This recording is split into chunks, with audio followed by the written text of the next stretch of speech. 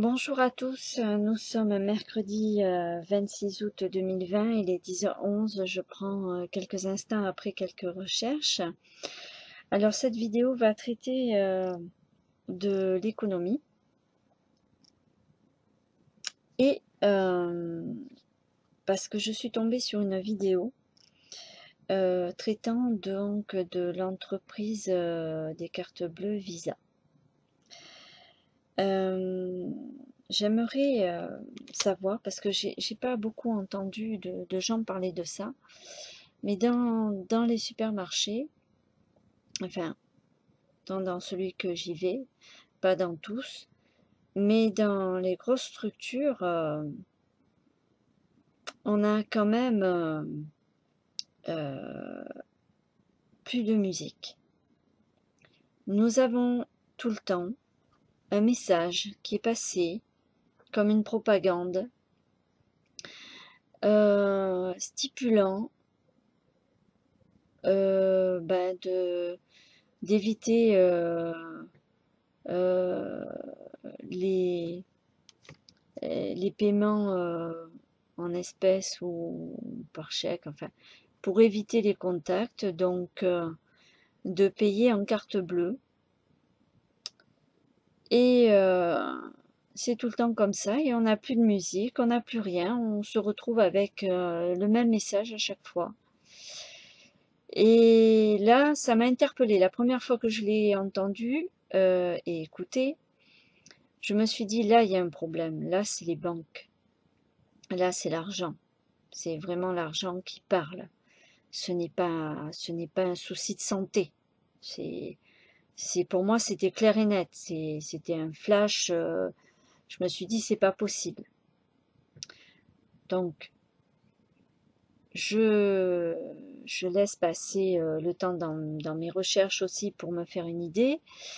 Et puis, enfin, me faire une idée et puis aboutir aujourd'hui à vous faire cette vidéo. Je vais essayer de ne pas faire trop longue non plus. Mais voilà.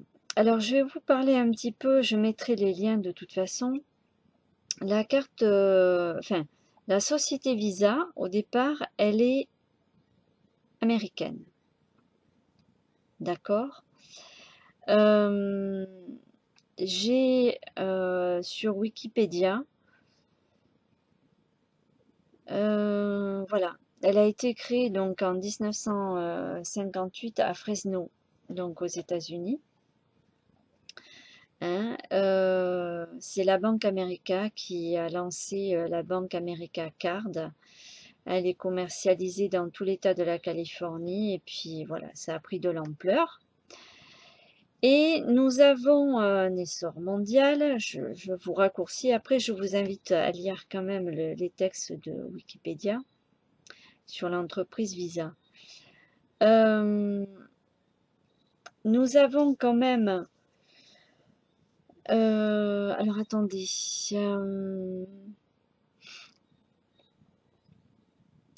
Nous avons, alors il faut que je reparte un petit peu en arrière, à Visa, donc dans les années 1970.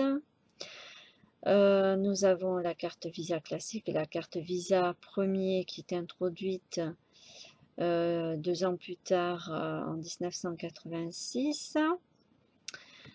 Et nous avons quand même, alors attendez, j'essaie de retrouver, voilà, l'article sur Visa Europe. Donc nous avons Visa États-Unis et nous avons Visa Europe. Alors, le groupement de la carte bleue a été créé en 1967 par une union de banques, notamment le CIC, la BNP, enfin voilà. Mais il s'associe avec la société américaine Bank of America dont la division coût deviendra Visa en 1976. Donc nous avions un groupement vraiment de cartes bleues Visa Europe pour l'Europe. Je oui, la CE donc a été créée à cette époque-là.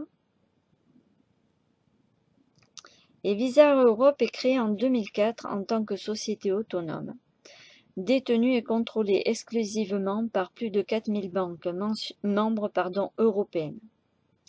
En 2007, Visa Europe devient autonome de la société Visa Inc. avec une licence exclusive, irrévocable et perpétuelle.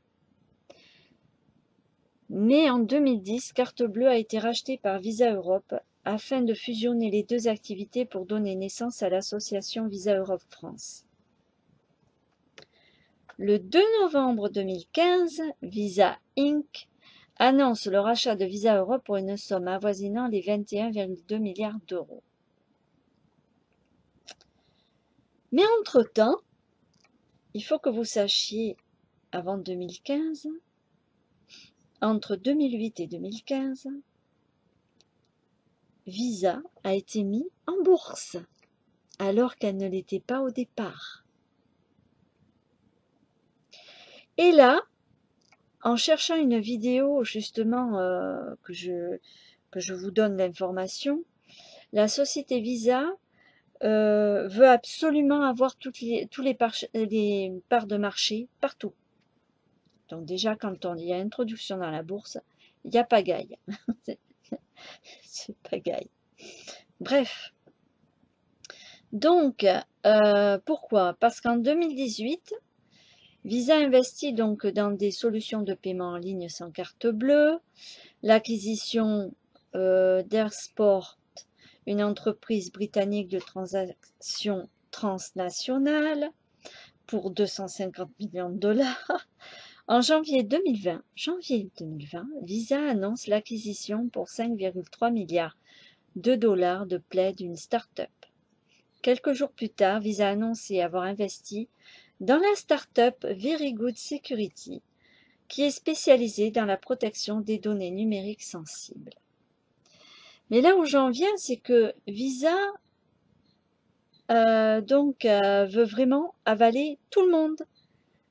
C'est-à-dire qu'ils font pression sur les commerçants pour qu'il n'y ait que la carte bleue d'accepter en moyen de paiement dans les commerces.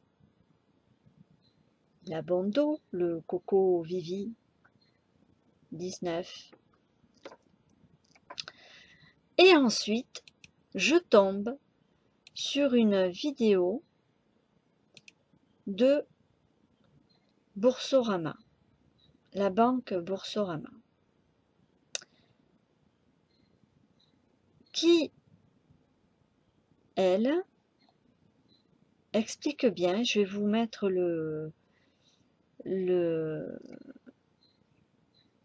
alors, hop là, je vais retrouver, qui, elle, explique bien, le monsieur explique bien dans la vidéo que qu'ils ont un exemple d'un pays qui s'appelle l'Inde, qui est sous régime autoritaire, donc dictature, où tout le monde paye avec son smartphone, avec un QR code. Donc il n'y a pas, de carte bleue. Donc panique à bord. Et justement, le titre, je voudrais... Merci. Voilà, ça y est, je l'ai retrouvé.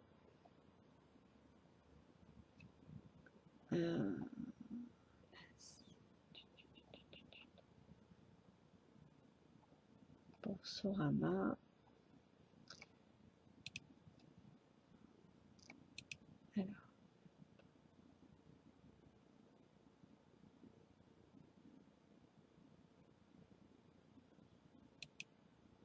Là, j'essaie de revenir le plus vite possible. Voilà. Alors, cette vidéo date du 7 novembre 2019. C'est quand les banques se rebiffent contre les gens américains Visa et Mastercard. Bien entendu, puisqu'ils ont perdu toute l'Europe, s'est fait complètement avaler au niveau de la carte Visa par les Américains, encore une fois. Puisqu'en 2008, ils sont entrés en bourse, alors n'importe qui peut acheter cette société. Enfin, n'importe qui. Donc le commentaire, c'est une vingtaine de banques européennes s'unissent pour plancher sur un système de paiement européen. L'objectif, ne plus dépendre des Américains Visa et Mastercard. Compte à gagner les banques et le consommateur. Élément de réponse avec Yvan Best, directeur de la rédaction de Point Banque, Ecorama, donc du 7 novembre 2019, présenté par David Jaco sur boursorama.com. Donc,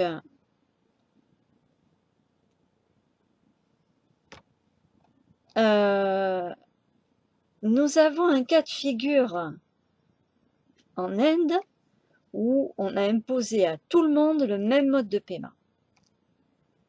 Qu'est-ce qui nous arrive à ce jour?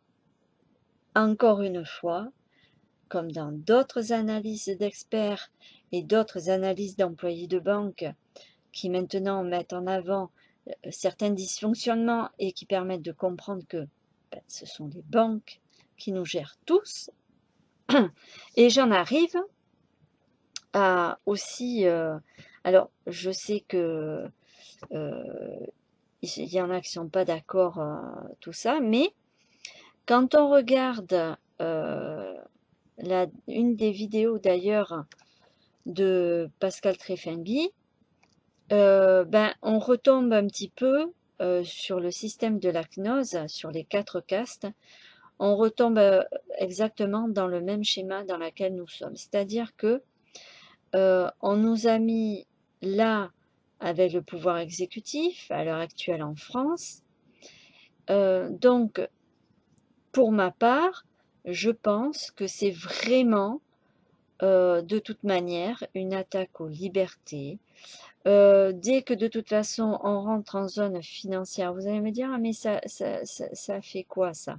Pourquoi on nous parle de, enfin tu nous parles de Pascal Trefengui? Parce que il explique bien sur une de ses vidéos que je vous invite à regarder, je vous mettrai le lien dessus, sur comment il désorganise complètement pour imposer leur mode pas simplement de pensée, mais leur mode de fonctionnement pour mettre tout le monde à la même page. Comme ça, il n'y a plus quoi? Il n'y a plus de marché. Donc en fait, ils se tuent. Je ne sais pas si vous comprenez. C'est comme la hyène qui se mord la queue. Mais en même temps, ils se détruisent. Parce qu'ils veulent imposer quelque chose à tout le monde sur le même cadre de mode de paiement. Donc au niveau financier, ça va faire quoi? Il y aurait donc une seule entreprise pour le monde entier. Donc, les parts de marché ouvertes à une création par quelqu'un d'autre, qu'est-ce qui va se passer? On va lui dire, ouais, mais tu devrais rentrer en bourse et puis le capoter, le striker, l'avaler, le manger, et puis voilà. On arrive toujours à cette histoire euh, ben, de vouloir diriger, voilà. Donc, ce système-là est fait pour qu'il y ait une seule personne, une seule entité, on peut se poser la question, pour mettre en esclavage tout le monde en même temps. Et puis en même temps, on va faire vivre des choses qui ne sont pas du tout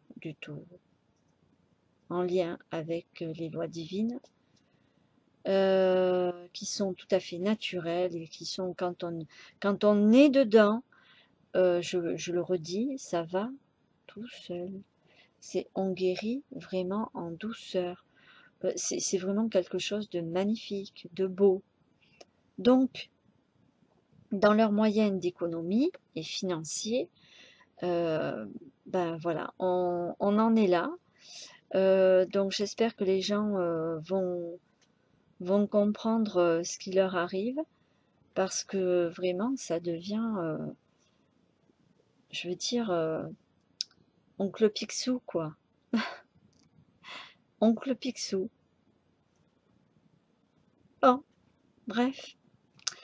Voilà, je vous mets les liens en dessous de la vidéo. Je vous remercie de votre écoute et d'avoir entendu. Il y a aussi, je vous invite à aller voir Action 19, l'association Réaction 19, pour aider le plus de gens possible à se sortir de situations dans lesquelles on nous met. Donc, c'est les banques qui nous font vraiment du... Alors, il y a un conflit, il faut le savoir. Là, il y a un conflit entre banquiers Europe et banquiers américains. Donc, voilà. Allez, je vous dis à bientôt.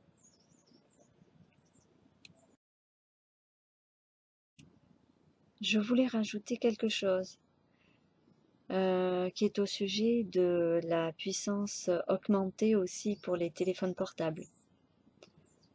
Donc, on nous impose sans système de sécurité sanitaire, veille sanitaire, rien.